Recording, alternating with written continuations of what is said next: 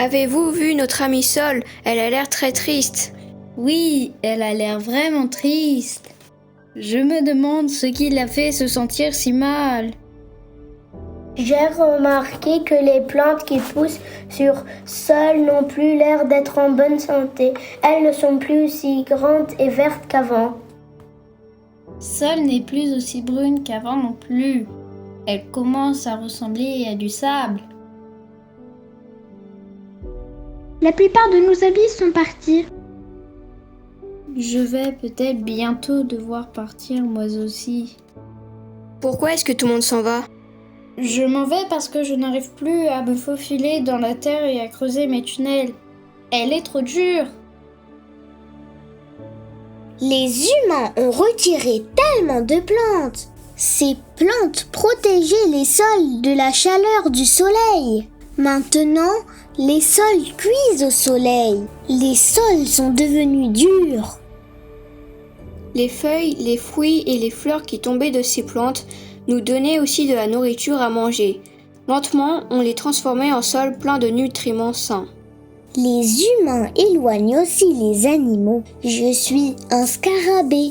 J'ai besoin de fumier ou de déjections animales pour survivre. Les déjections animales apportent aussi plein d'éléments nutritifs importants au sol. Sans plantes ni déjections animales pour les nourrir, les sols ne sont plus en bonne santé. Comment peut-on vivre ici ? Mais si on part sans mes tunnels, l'eau de pluie ne pourra pas s'infiltrer dans les sols. Les sols vont devenir aussi secs qu'un désert. Les racines des plantes ne vont pas non plus pouvoir s'enfoncer très profondément. Aucune plante ne sera capable de vivre ici. Je travaille très dur pour créer un réseau souterrain qui alimente les racines des plantes. Mais quand les humains creusent dans les sols en profondeur, ils détruisent tout mon réseau. Je n'arrive plus à aider les plantes. Les humains essayent d'éloigner les animaux et les plantes pour ne faire pousser que ce qu'ils veulent. Mais nous sommes tous des amis de sol. Les sols ont besoin de nous et nous avons besoin d'eux. Si les plantes ne peuvent plus pousser dans les sols, alors même les humains ne pourront plus obtenir la nourriture dont ils ont besoin. Ils auront faim. Ils vont peut-être mourir de faim. C'est pour ça que Sol est triste. Tout ce qu'elle veut faire, c'est tous nous aider à vivre et à grandir. Mais maintenant, elle ne peut plus le faire. On doit faire quelque chose. Qu'est-ce qu'on peut faire ? Allons demander au sol, elle saura peut-être comment on peut aider.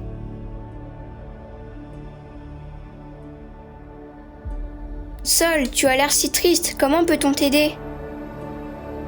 Les plantes ne sont plus en bonne santé. Mes amis s'en vont. Je suis toute desséchée. Je ne veux pas me transformer en sable. On veut que tu sois de nouveau heureuse et en bonne santé. Que peut-on faire ? C'est en fait très facile de me guérir.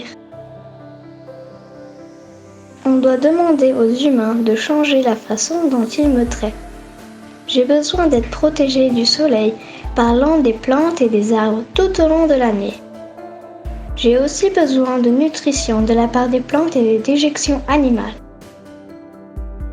Ensuite, si je suis protégée et nourrie, je peux de nouveau prendre soin de tout le monde. Je peux partager l'eau de pluie et les nutriments que je renferme avec vous tous et avec les humains. Je peux creuser mes tunnels! Je peux tisser mes réseaux. Je peux avoir beaucoup de fumier. Et je peux de nouveau être heureuse. Écrivons une lettre aux humains! On doit leur dire que Sol a besoin d'être protégé! Bonne idée! Peux-tu nous aider toi aussi? Beaucoup de gens ne savent pas ce qu'il nous arrive. Ils ne réalisent pas ce qui va avoir lieu si on ne s'occupe pas de ça. S'il te plaît, assure-toi que plus de gens connaissent Sol et ses amis. Tu pourras alors aussi être un copain de Sol. Tu peux écrire des lettres, tu peux faire un dessin ou écrire un poème à propos de Sol.